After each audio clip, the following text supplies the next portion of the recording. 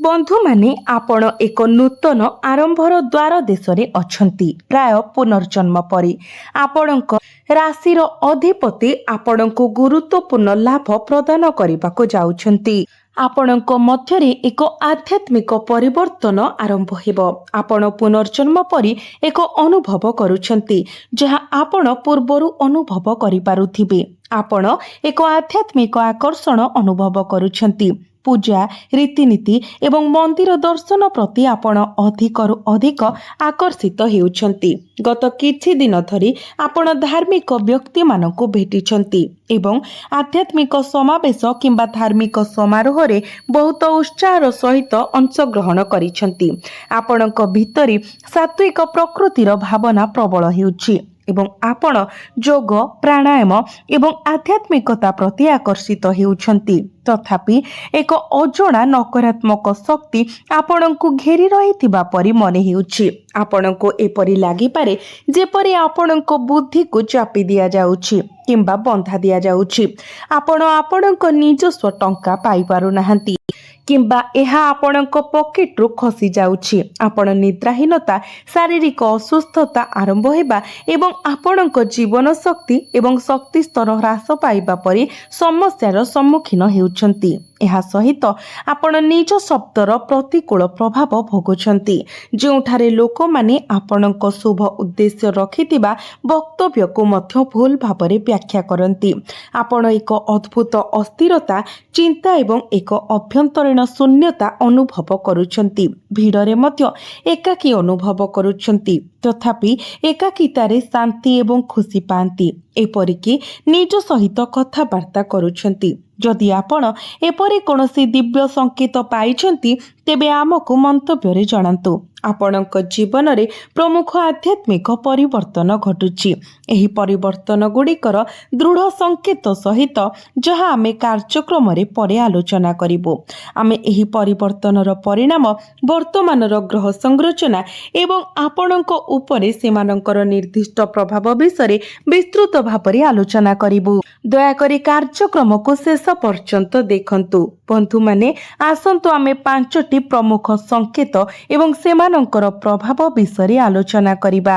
तो प्रथम संकेत आपण वर्तमान कोन अनुभव करुछंती ताहा सह जड़ित यह एक आध्यात्मिक चिन्ह। तेणु यहाको गभीर भावरे बुझिबाकू चेष्टा करंतु। आपणक हृदय उपरे हाथ रखी निजको पचारंतु किछि समय पाई हुए तो गत मास 15 दिन किंबा समान समय आपण अनुभव करिसंती कि आपणकर जीवन आपणक पाई अपरिचित होई गलानी। अर्थात घर लोक दुनिया एवं आपणकर जीवन परिस्थिति ठीक समान रहिछि तथापि सब किछि अपरिचित लागुछि। आपण अनुभव करुछंती जेपरि एही दुनिया रे आपणकर कोनोसी उद्देश्य नाही। आपणक भितरे एक भावना सृष्टि हेउछि जे जीवन सहित आपणकर संपर्क जेमिति क्षीण होई जाउछि।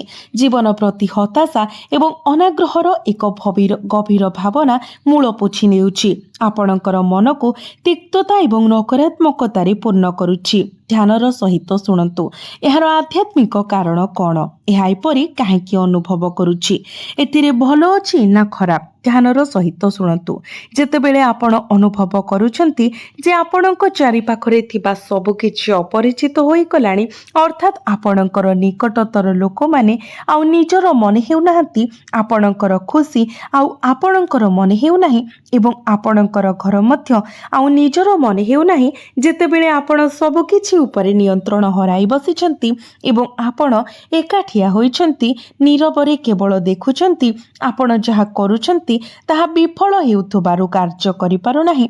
एपरि मुहूर्त रे एहा दुनिया परिवर्तन होई नाही, आपण ही परिवर्तन हेउछंती। एहा केवल एही परि घटे जेतेबेले एक परिवर्तन आरंभ हुए। यह एक प्रमुख परिवर्तन एक गभीर जीवन परिवर्तनकारी परिवर्तन किंबा एक नूतन जीवनर आरंभ। समग्र विश्व अपरिचित अनुभव करने को आरंभ करे। सबकिछि विफलता आड़क गति करुथबा परि मने हुए କାରଣ ପରିବର୍ତ୍ତନ ଆପଣଙ୍କ ଭିତରେ ଘଟୁଛି। ଆପଣଙ୍କର ଅନ୍ତର୍ନିହିତ ସ୍ୱଭାବରେ ପରିବର୍ତ୍ତନ ଘଟିଛି। ଆପଣଙ୍କର ବାହ୍ୟ ସ୍ୱଭାବ, ଆପଣଙ୍କର ଭାବନା ଏବଂ ଆପଣଙ୍କର ସାଂସାରିକ ବ୍ୟକ୍ତିତ୍ୱ ଏପର୍ଯ୍ୟନ୍ତ ଏହାକୁ ବୁଝିପାରୁନାହିଁ। ଫଳସ୍ୱରୂପ ବାହ୍ୟ ଜଗତର ସବୁକିଛି ଭିନ୍ନ ମନେ ହୁଏ। ଏହା ଏକ ନୂତନ ସ୍ଥାନକୁ ଯିବା ଭଳି। ଆପଣଙ୍କର ଚେତନ ମନ ବୁଝିପାରେ ଯେ ସବୁକିଛି ପରିବର୍ତ୍ତନ ହୋଇଛି। ତଥାପି ଯଦି ଆପଣଙ୍କର ଅବଚେତନ ମନ ଏହାକୁ ବୁଝିପାରେ ନାହିଁ, ତେବେ ଆପଣ ପୁରୁଣା ଅଭ୍ୟାସ ଭାଙ୍ଗି ପାରିବେ ନାହିଁ। ସେହି ପରିସ୍ଥିତିରେ ବାହ୍ୟ ପରିବେଶ ପରିବର୍ତ୍ତନ ହୁଏ, କିନ୍ତୁ ଏଠାରେ ଠିକ୍ ବିପରୀତ ଘଟୁଛି। ପରିବର୍ତ୍ତନର ଆପଣଙ୍କର ଅବଚେତନ ମନ ମଧ୍ୟରେ ଘଟିଛି। ଆପଣଙ୍କର ବ୍ୟକ୍ତିତ୍ୱ, ଭାବନା, ଚିନ୍ତାଧାରା ଏବଂ କାର୍ଯ୍ୟ କରିବାର ଶୈଳୀ ସବୁକିଛି ବଦଳି ଯାଇଛି। ଆପଣ ନିଜେ ସମ୍ପୂର୍ଣ୍ଣ ରୂପାନ୍ତରିତ ହୋଇଛନ୍ତି। ତଥାପି ବାହାର ଦୁନିଆ ପରିବର୍ତ୍ତନ ହୋଇନାହିଁ। ଏହା ଠିକ୍ ସେହିପରି ରହିଛି। ତେଣୁ ଏହି ମୁହୂର୍ତ୍ତରେ ଆପଣ ବିଚ୍ଛିନ୍ନତା, ଶୂନ୍ୟତା ଏବଂ ଏକାକିତାର ଭାବନା ଅନୁଭବ କରୁଛନ୍ତି। ଏହି ଭାବନା ପ୍ରମାଣ କରେ ଯେ ଆପଣଙ୍କ ଜୀବନରେ ପ୍ରମୁଖ ପରିବର୍ତ୍ତନ ଆରମ୍ଭ ହୋଇଛି। ଭିତରରୁ ଉତ୍ପନ୍ନ ହେଉଥିବା ପରିବର୍ତ୍ତନ, ଯାହା ସବୁଠାରୁ ଶକ୍ତିଶାଳୀ ପ୍ରକାରର ଆରମ୍ଭ। ଦ୍ୱିତୀୟ ସଂକେତ ଆହୁରି ଗୁରୁତ୍ୱପୂର୍ଣ୍ଣ। ଏହାକୁ ଅଣଦେଖା କରନ୍ତୁ ନାହିଁ। ଏହାକୁ ସାବଧାନତାର ସହିତ ବୁଝନ୍ତୁ। ଏଥିରେ କୌଣସି ସ୍ପଷ୍ଟ କାରଣ ବିନା ଦୁଃଖ ଅନୁଭବ କରିବା, ଆପଣଙ୍କ ଆଖିରେ ଲୁହ ଆସିଯିବା ଏବଂ ଆପଣଙ୍କ ଅତୀତର ଘଟଣା, ପୁରୁଣା କଥାବାର୍ତ୍ତା ଏବଂ ଆପଣଙ୍କ ଅତୀତର ଲୋକଙ୍କ ସହ ସମ୍ପର୍କକୁ ପ୍ରତିଫଳିତ କରିବା ସମୟରେ ଦୁଃଖ ଅନୁଭବ କରିବା ଅନ୍ତର୍ଭୁକ୍ତ। ଏହା ହେଉଛି ଅଭିଭୂତ ହେବାର ସେହି ସ୍ୱତଃସ୍ଫୂର୍ତ୍ତ ଭାବନା, ଯେଉଁଠାରେ ଆପଣଙ୍କ ଗଳା ଟାଣ ହୋଇଯାଏ ଏବଂ ଆପଣଙ୍କ ସ୍ୱର ଆପଣଙ୍କୁ ବିଫଳ କରୁଥିବା ପରି ମନେ ହୁଏ। ମୂଳତଃ ଆପଣ ଗଭୀର ଭାବନା ଅନୁଭବ କରୁଛନ୍ତି। ଆପଣ ଆପଣଙ୍କ ଆତ୍ମାରେ ଏକ ଯନ୍ତ୍ରଣା କିମ୍ବା ଦୁଃଖ ଅନୁଭବ କରନ୍ତି।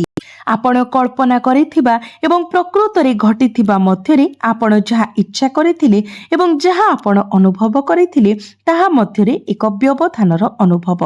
ଆପଣ ଜଗତ ପାଇଁ ବହୁତ ଚେଷ୍ଟା କରିଥିଲେ, ତଥାପି ଆପଣ ପ୍ରତିବଦଳରେ କ'ଣ ପାଇଲେ? ଏହି ଗଭୀର ଦୁଃଖ ଏବଂ ଭାବନା ଆପଣଙ୍କ ଭିତରେ କାହିଁକି ବିଦ୍ୟମାନ? ଆଧ୍ୟାତ୍ମିକତାରେ ଏହାକୁ ଆତ୍ମାର ଶୁଦ୍ଧିକରଣ ଭାବରେ ଜଣାଯାଏ। ଏହାକୁ ରେଚନ କୁହାଯାଏ। ଯୋଗୀ ଏବଂ ଋଷିମାନେ ଏହାକୁ ରେଚନ ବୋଲି କହନ୍ତି। ଏହା ସଂକେତ ଦିଏ ଯେ ଭିତରେ ଏକ ଶୂନ୍ୟତା ସୃଷ୍ଟି ହେଉଛି, ଯାହା କିଛି ନୂତନ ଭାବନାର ପୂର୍ଣ୍ଣ ହେବା ପାଇଁ ପ୍ରସ୍ତୁତ। ତୃତୀୟ ପ୍ରକାରର ଘଟଣା ହେଉଛି ଲୋକମାନେ ଆପଣଙ୍କ ଜୀବନ ଛାଡ଼ି ଚାଲିଯିବା।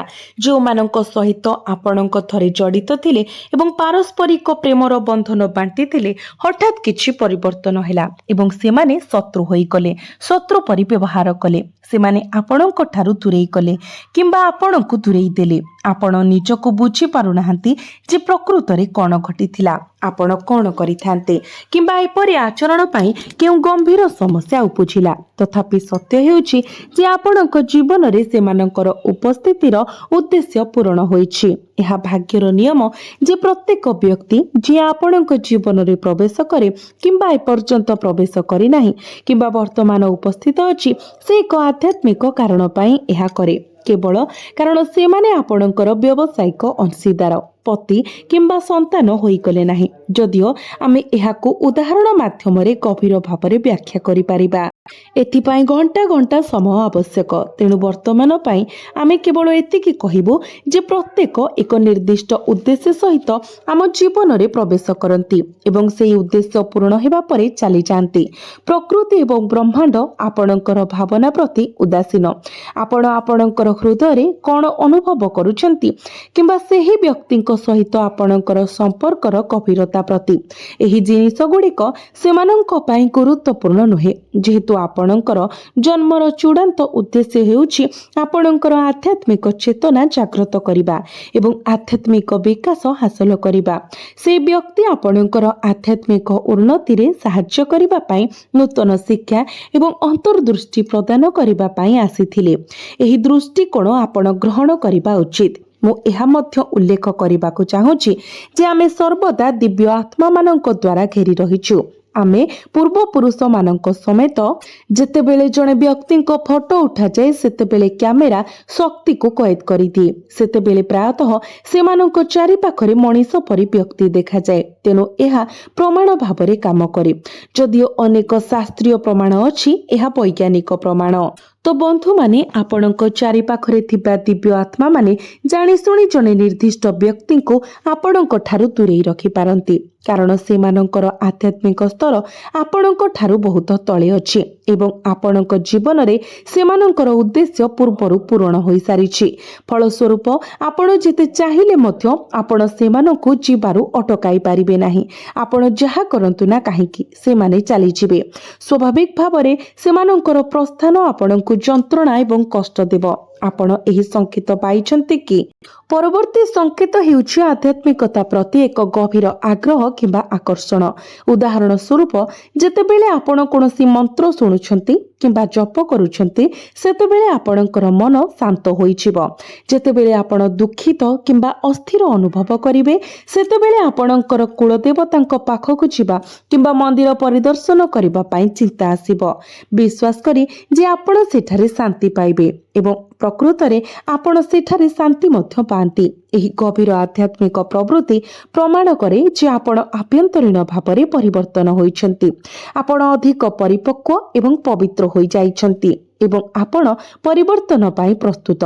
वर्तमान पंचम संकेत जहा बहुत शक्तिशाली एवं आपणक चेतना बदली जाइछि बोली प्रमाण भावरे कार्य करे ताहा हेउछि संपूर्ण स्पष्टता सहित सब किछि देखिबा। ध्यान देई सुनंतु जदि केही कथा हेबाकु चाहूछि आपणक पाखकु आसी तेबे सेमाने एक शब्द कहिबा पूर्वरु आपण जानि पारिबे जे सेमाने कोन कहिबाकु जाउछन्ति। सेमाने आसीबा मुहूर्तरे सेमानक गस्तर कारण आपण अंतर्निहित भावरे बुझी पारंती किंबा एहा प्रकृतरे घटिबा पूर्वरु सेमानकर आभिमुख्य किंबा सेमानक ठारू आसुथिबा डाकको मध्य अनुभव करि पारंती। मूलतः आपणक भितरे एक षष्ठ इंद्रिय जाग्रत हेबा आरंभ करे जहा आपणकु पूर्वरु जिनिस गुडीको अनुभव करिबाकु अनुमति दिए। आपण हुएत आपणकर स्वप्न रे घटुथुबा घटना गुडीको देखि पारिबे जहा परे वास्तव रे प्रकाशित हुए। एहा व्यतीत एवं हुएत सबुठारु गुरुत्वपूर्ण कथा हेउछि लोकंक कथा पछरे थिबा अंतर्निहित उद्देश्य। आपण सेमानक मनर लुकायित भावना एहा पछरे थिबा सत्य एवं विश्वर वास्तवता आपणक पई स्फटिक भावरे स्पष्ट होई जाय। एगुडीक हेउछि आपण विकसित एवं अग्रगति करिथिबा दृढ़ संकेत। आपणक जीवन रे नूतन घटना एवं अभिज्ञता प्रकाश पाइब एवं नूतन लोक माने एथिरे प्रवेश करिवे। आपणक पई उत्कृष्ट सुजोग आसीब। तो मते कुहंतु एही पांचटी लक्षण मध्यरु वर्तमान आपण केउटी अनुभव करिसंती। एबे आसंतु ग्रह भविष्यवाणी आडको फेरिबा। वर्तमानर घटना एवं कार्य आपणक भविष्यत को गठन करुथिबारु एगुडी को अणदेखा करंतु नाही। तो आपण किपरि आगको बढ़िबा उचित कार्यर सर्वोत्तम पंथा कौन? बंधु माने वर्तमान आपणक पई आर्थिक स्थिति लाभदायक। आपणक पई नूतन रास्ता खोली जीव।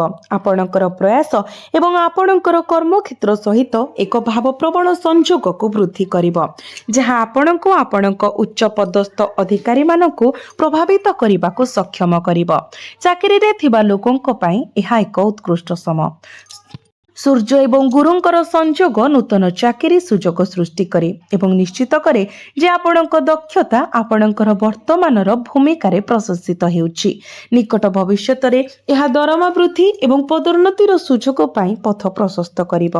एही समय मध्यरे आपणकर वृत्तिगत कार्यकलाप वृद्धि पाइब एवं आपण छोट सफलता पाइबा आरंभ करिवे। तथापि मु आपणको परामर्श देउछि जे एही समय मध्यरे एक नूतन जानवाहन किणतु नाही, एक नूतन उद्यम आरंभ करंतु नाही किंबा एक नूतन व्यवसाय आरंभ करंतु नाही। बड़ परिवर्तन करिबारु दूरेई रुहंतु कारण एहा चतुर्मास एक समय जेतेबेले नूतन कार्य आरंभ करिबा पारंपरिक भावरे अशुभ बोली माना जाए। प्रार्थना एवं पूजा पाठरे नियोजित हेबा संपूर्ण ठीक। एही समय मध्यरे किछि लोक निश्चित भावरे आपणक प्रति ईर्षा करिवे। सेमाने आपणको खराब कहिबे एवं आपणक प्रति नकारात्मक भावना पोषण करिवे। आपण केवल सेमानक दृष्टि द्वारा सेमानक घृणार तीव्रता अनुभव करि पारिबे। आपणको एपरि लोकंको एडाई रहिबा उचित एवं सेमानक ठारू बहुत दूर रहिबा उचित।